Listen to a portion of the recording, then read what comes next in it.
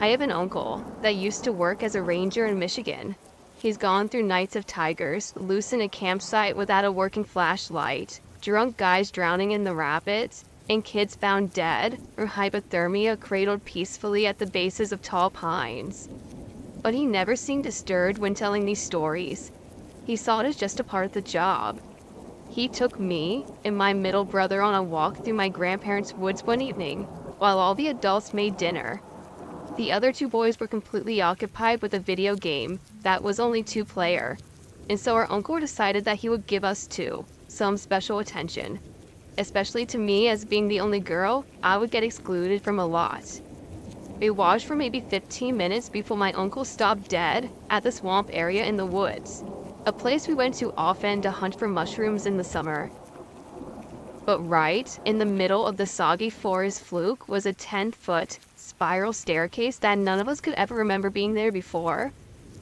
It was like someone had built a house and everything, but the stairs had been swallowed up by the swamp.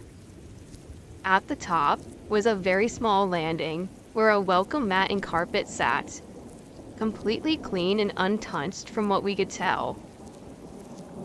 I looked up at my uncle, and the look on his face struck me like a cold ice pick. He was terrified, shaking like it was winter, and his eyes darting around on the tree line like he was looking for something. He grabbed our hands and walked fast. I have always been very short and unable to keep up. I found myself being carried all the way back to the house. He set me down only when we were in direct sight of the house and told us not to say anything about it to anyone, especially the boys, and to not go outside of the house without him with us. We were very confused and scared, and as it sounded just insane, we kept our mouths shut. I recently went back home to visit and convinced my brother to come with me to see the staircase, though it took a lot of convincing to get him to come along, and he refused to go without our gun or a 200-pound mastiff. We got out there to the right spot and there was nothing, just a clearing. No bits of metal, no carpet, just an empty clearing and a nice big patch of mushrooms. Those mushrooms might have been our dinner if our mastiff hadn't growled the moment we stepped towards them. It was probably at a deer, but we left quickly and have never been back or told anyone what we saw.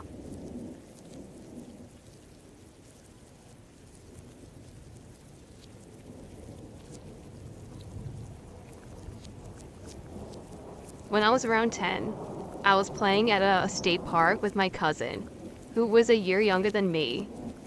It was a neighborhood park a few streets away from my house, so we were allowed to go there alone as long as we were careful. So, my cousin and I were in this sort of crow's nest thing. We were going up and sliding down this pole. We were pretending to be firemen. At one point, I noticed a white SUV circle around us a few times in the parking lot. Then I saw it again, and again, and again. It weirded me out, so I told my cousin we need to leave, but I wasn't sure if the car would follow us, and I didn't want them to know where I lived.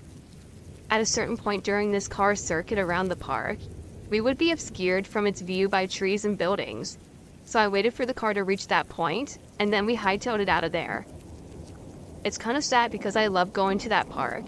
It's a beautiful state park, but a lot of really creepy reports had been coming in from the park recently from perverts and stuff. I guess you could say perverts ruin everything. While my story wasn't necessarily the creepiest out there, I definitely do think that that van might have something to do with some of the missing cases that are coming from our local state park.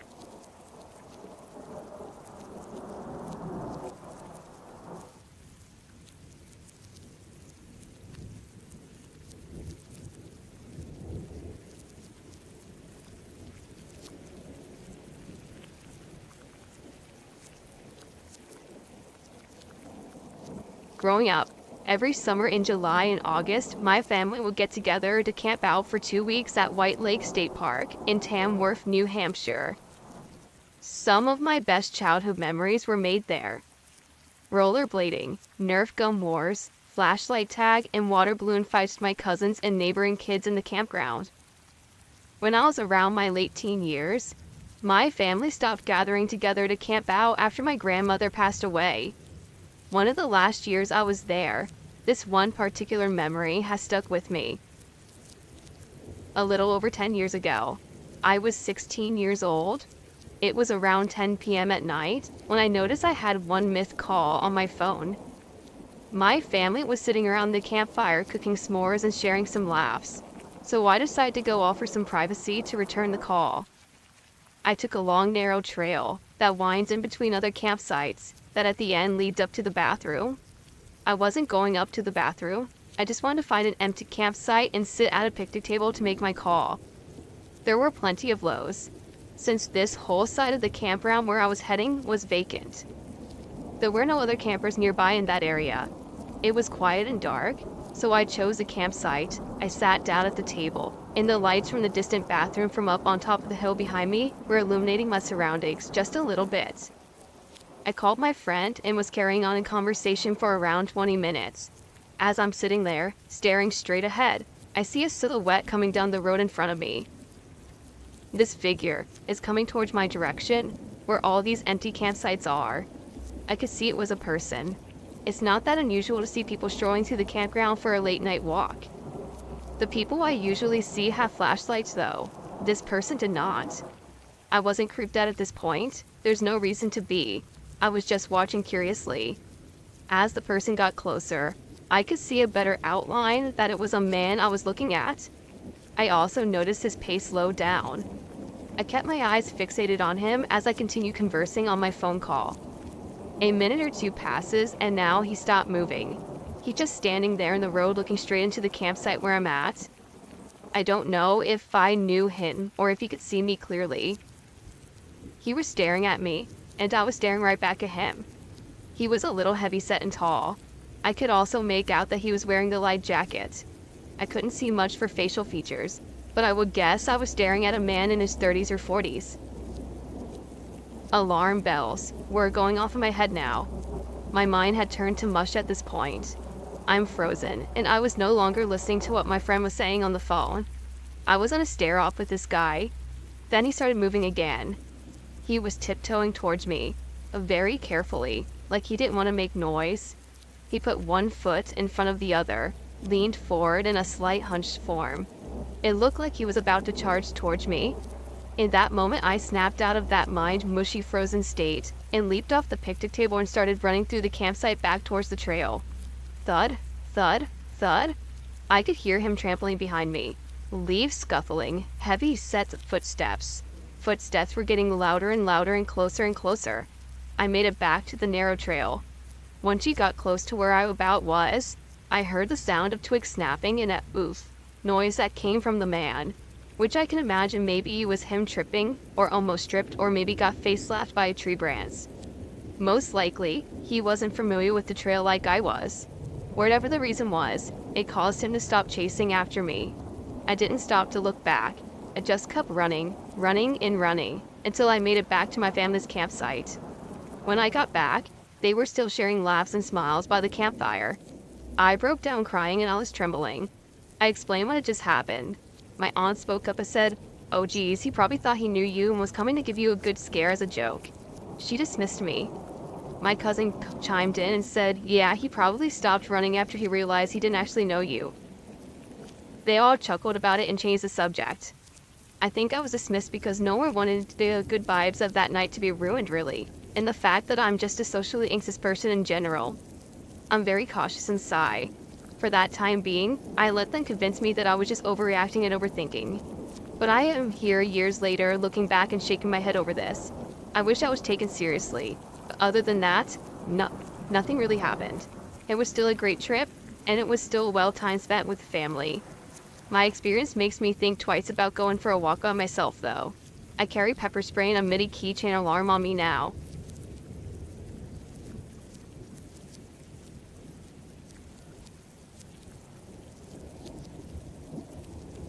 My friends and I decided to head up to a remote part of the Chattahoochee National Forest to spend our Friday night and Saturday out camping. I had been camping before, but this was going to be the first time doing it deep in the woods with basically no humans within a 5 to 10 mile radius and no cell service. We set up our camp near an old logging path. Once we got settled into camp, We made some dinner and shortly after, we're getting cleaned up, 'cause it was completely dark. And out in the woods, it was the darkest I have ever seen. As the fire started to burn out, we decided to call it a night and head to our tent. At this point, I was already having trouble sleeping. If you've ever experienced the quietness of the woods, you know it's so quiet that it's loud. Every twig snapping and rustling in the leaves had freaked me out. I fell asleep finally after about an hour. I woke up in the late night to the sound of a very large truck and a dog barking like crazy. My friend's tent was right in front of mine, so I immediately hear him whisper to me, "Wake up, now." I can hear the sound of his shotgun pumping as I'm grabbing the machete I have in my tent. The truck is now driving directly next to our camp, and this dog is going nuts. He stops, gets out, and starts screaming incomprehensible shit. It sounded like somebody yelling at a concert, but with no music playing. Then he takes a piss on the tree and starts laughing hysterically. After what felt like an hour, this guy gets back at his truck and speeds off. We both think it may have been some guy that comes out here to do drugs or other types of illegal shit. But to me, it sounded like someone who was completely mentally insane. I couldn't sleep for the rest of the night. And I hope I never meet that mentally insane mountain man ever again.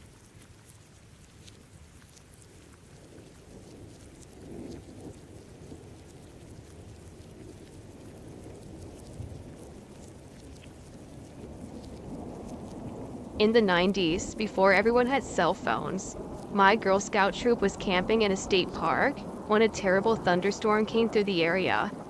With major flood warnings, the rangers at the park frantically came through every campsite and evacuated everyone to higher ground. Everyone, that is, except for us and the Boy Scouts in the site next to us. We went to bed with light rain, but woke up in the middle of the night to our tents collapsing from the driving rain and the water quickly rising.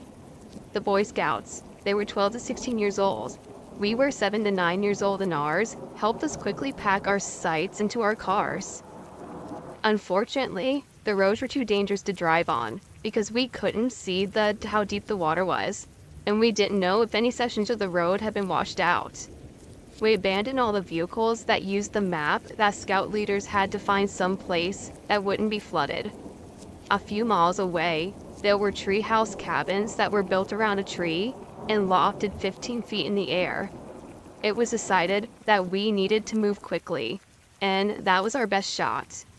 The older boys and the adults carried the smallest girls when it became clear that the wind was preventing them from staying on their feet. The wind and rain soaked everyone through the skin. We made it to the cabins, and the adults broke in and raided the emergency supplies there for space blankets. There was no way to build a fire because there was no firewood. It had been an especially dry year, and starting campfires was forbidden due to the risk of starting a forest fire. I remember shivering for hours.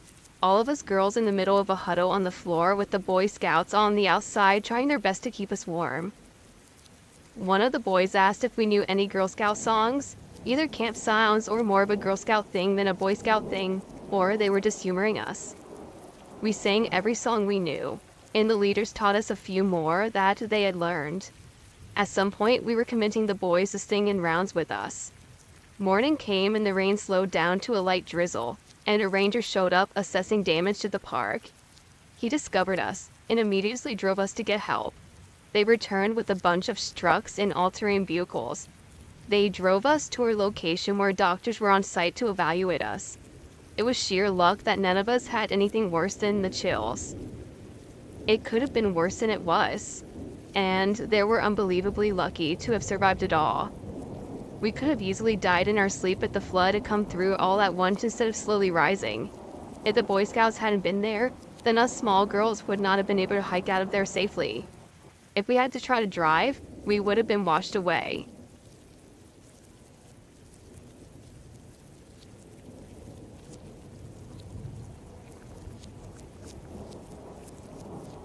I am a seasonal ranger for my local forest district. Despite the fact that I live in a fairly suburban area, the forest preserves still make up 12% of the county, with much of the property being heavily wooded, not far out to wilderness, but pretty secluded in some areas. Being a seasonal employee, I have been on the job for a bit over a month now, but in my short time, I have found creepy things. Here are 3 of those things. 1. A dead man in a tree. The rest of the rangers say that they find about one suicide a year. So here was the one for the year. When we go around opening parks each day, we drive through to make sure everything is okay. In this instance, I was driving through and had just lost sight of the road when I saw a man hanging from a tree in a clearing. He had hung himself. I called the cops and the coroner. Freaking coroner took about an hour to show up. He was the only one with the ladder long enough to cut the guy down. So I stared at a dead guy in a tree for about an hour. 2. Crazed, drugged up naked man running around a parking lot. It took me and 3 of the rangers to catch him. When we finally caught him, found out that he had multiple cuts across his body, running through brush and had a rock ledged firmly up his ass. 3. A headless deer. Normally when a pack of coyotes take down a deer, yes, we have a bunch of coyotes around here, they leave bite marks all over the body, along with torn flesh everywhere. But the head was cleanly sliced off and placed directly off next to the body, meaning this is something created by human intervention. We still haven't figured out that one yet. And I have only been on this job for 5 weeks, so you can only imagine what a full-time forest ranger has probably seen over a long career.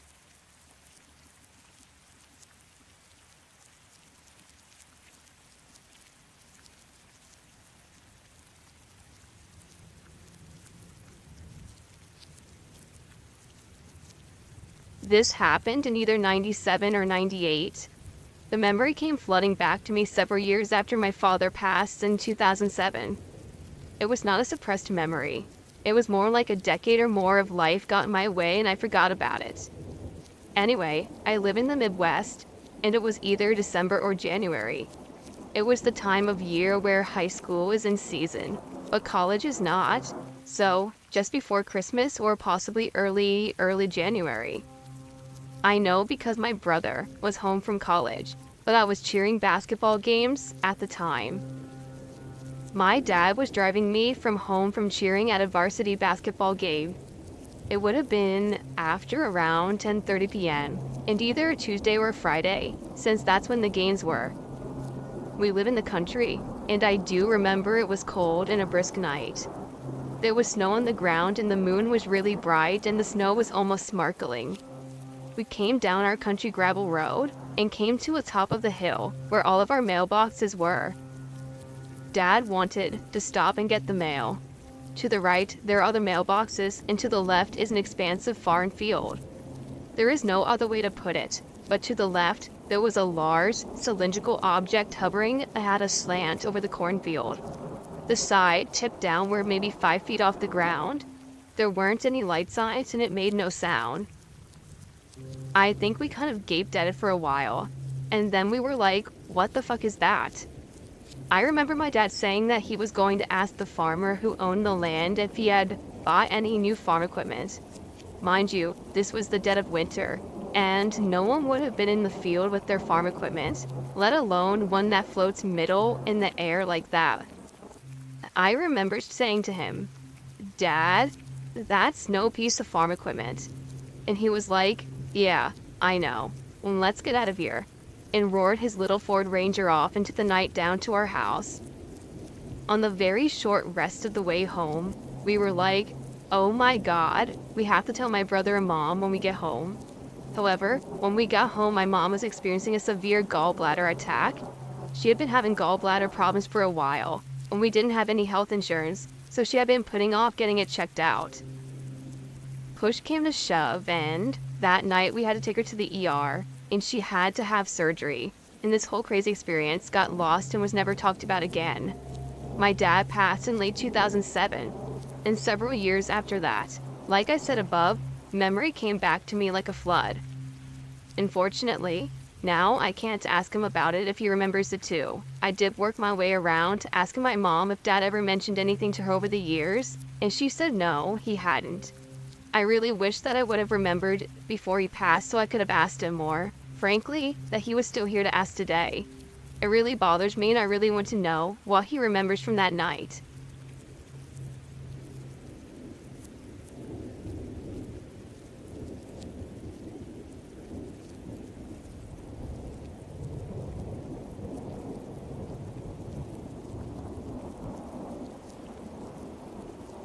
This happened about a year ago.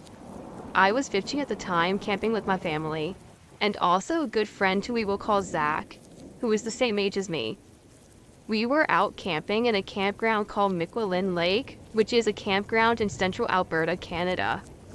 The lake is basically a drying up shit pile now, but the scenery is nice, and we know most of the staff at the park. The campground is of modest size and is often filled to capacity. There are a series of trails over by the park center that takes you through the forest. We decided to walk down one of those in the evening. After some walking, we found an old trail that we had not taken before. It was overgrown, but you could clearly tell it was a pathway, and so we took it to see where it would go. After walking for about 15 to 20 minutes, we heard some rustling in the bushes. Zach figured it was a beaver, as they were common around here. But I looked, and to my horror, I saw Cougar's face peering at us from behind the bushes. I could barely make out its yellowish eyes, but it did seem like the cougar was moving. And yet, we still heard the rustling in the bushes. I pointed at it and told Zach, and he began to panic. Cougars often try to stay away from humans, but they are getting more common. So, even though they are unlikely, it is not impossible to find one. I told Zach to remain calm and backpedal away with me, and we began to backpedal. I could tell he was scared shitless, but I told him the rustling was probably its young, and we probably stumbled upon its nest by accident. I figured so long we made a point to backpedal away, the cougar would let us go. We backpedaled down the trail for some time. When we felt we were safe, we turned our backs and continued walking. We rounded a corner only to find the cougar standing there on the trail in front of us. It was staring at us, and obviously wanted to attack us. I was shocked at how fast and quietly it was able to pass us. At this point, it was clear the cougar was toying with us, and that an attack is imminent. I had a K-bar knife on me at the time, in case the situation got worse. And so I poured it out. Truthfully, a knife probably would not save our lives against such an amazing predator, but it is better than having nothing. It's a useful tool, a weapon for hunting or defense. So, it was better than nothing. I think Zach knew the cougar was probably going to attack too, given my reaction to the situation and the cougar's odd behavior. We were both tall for our age, and though Zach was scrawny, I was quite muscular for my age. Even so, if the cougar chose to attack us, we would be in trouble. I told him to backpedal away once again and to stay close. He did not listen though. He booked it. Before I knew it, the cougar was running towards us. It was fast. I chose to fight as my natural response to danger. It was probably also my best chance of survival at this point, as running would be my only result in being attacked and dismembered. Perhaps, if I bought Zach some time, he would be able to get help from people walking the trails. Or there was always the possibility that he would rush to my aid. The cougar got close to me, so fast that I barely had time to react. I plunged my knife into its torso, right as it jumped towards me. It growled in pain, but the wound, though it was deep, was not lethal. Perhaps maybe I just hit a rib. It shoved me to the ground, clawed my right hand, forcing me to let go of the knife, and tried to bite my throat while sinking its claws into my shoulders. Zach at this point was running away yelling for help. To be honest, I did not blame him. Yes, he probably should have helped me out while screaming for help, but some people, which they're just too afraid and they don't know how to react. I protected my throat with my left arm, which was lucky by my chest, before it clawed my shoulder, so I was able to defend myself. It bit my arm, which was the worst pain I have ever felt. I could hear the sound of its teeth puncturing my arm and ripping it to pieces. I remembered advice from some show stating that shoving your arm down a predator's throat initiates its gag reflex, forcing it to stop biting you at least for a moment. Remembering this, I shoved my arm further down its throat, and the pain got worse, but I was able to fight through it, and thanks to my adrenaline rush. The cougar gagged and promptly let go of after the struggle. This gave me a few seconds at the most to prepare for the next attack. However, I was still at its mercy, and I knew my chances of survival at this point were low. Suddenly, I heard a loud bang, and the cougar let out a small whimper before falling on its side. I stood up and saw a park ranger running towards me along with Zach. At this point, the pain in my left arm was starting to set in. It was messed up bad, and so were my shoulders, both deeply scratched. I did not realize it hurt me, as bad as I thought it did, until I looked up and felt the pain set in. He explained that other hikers had reported the cougar earlier, and so he came to the trails to find it and heard Zach's cries for help. After performing the first aid, he took it to his truck, which was quite a walk to get me to Zach to our site, and to get me to the nearest hospital. If my wounds were serious, they could easily become infected.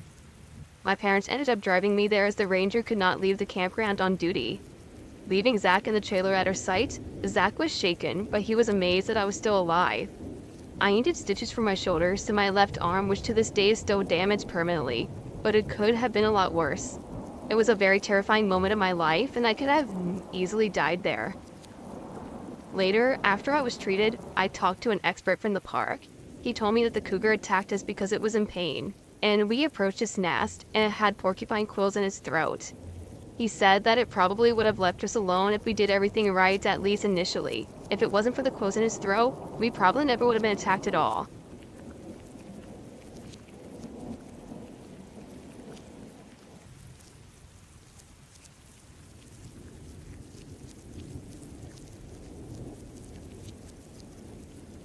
Just to give you a background on me, I am a 29-year-old and I have been researching and investigating the paranormal since I was the age of 9 in 1998. I'm an extremely realistic and logical person, and I am not easily excited over things that go bump in the night. I've seen and experienced some things in my life which most people will not believe, but that's okay because I'm not here to convince anyone of anything. I'm just here to share. My lights in the sky experience happened a few years ago. In 2014, I was living in New York and had gone to Jones Beach State Park one fall night with a friend of mine. It was a chilly night, so we didn't plan on staying out long, but it was nice to be able to walk along the boardwalk without dealing with crowds of people.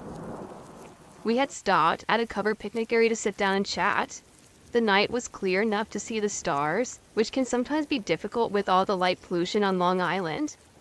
We lost track of time with our conversations, and as we got up to leave, I glanced up at the sky.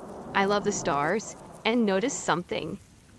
It was a very bright light, had appeared over the horizon that wasn't there a moment ago. My friend, seeing that I was staring off into space, literally looked up and thankfully saw it as well. Of course, we had two initial thoughts. One, it was an airplane, or two, it was just another star. We watched it for a few solid minutes, and it never moved from where I sat, ruling out the possibility of it being an airplane. Side note, my boyfriend is an airline pilot, and I spent a lot of time watching airplanes. This is definitely not a plane. So, a few moments go by when we notice a second light, just as bright as the first, appear seemingly out of nowhere. It manifested, if you will, right below the first light and just hovered there. Naturally, we look at each other and exchange perplexed glances. When we look back up again, a third light appeared below the first two. I don't know how long we stood there looking at these lights, but we did verbally discuss all the possibilities that might explain what they were. We tried very hard to be realistic in debunking this phenomena. After a while, the light shifted, taking on a triangular pattern.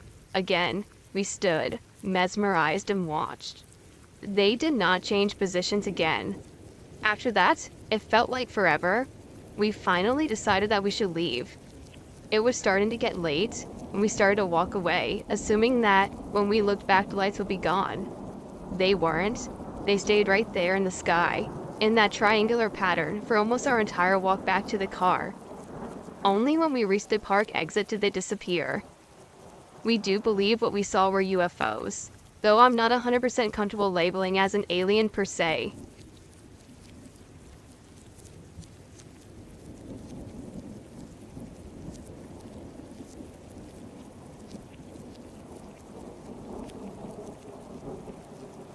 I was working as a prospector's assistant in central Manitoba one summer.